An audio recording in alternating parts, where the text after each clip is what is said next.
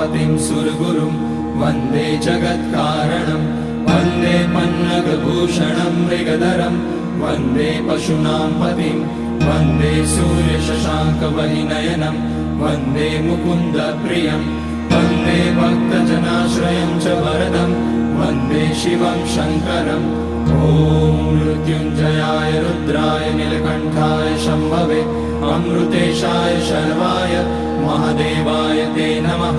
नमस्तेस्तु भगवन् विश्वेश्वराय महादेवाय त्र्यम्बकाय त्रिपुरान्तकाय त्रिकाग्निकालाय कालाग्निरुद्राय नीलकण्ठाय मृत्युञ्जयाय सर्वेश्वराय सदाशिवाय श्रीमान् महादेवाय नमः।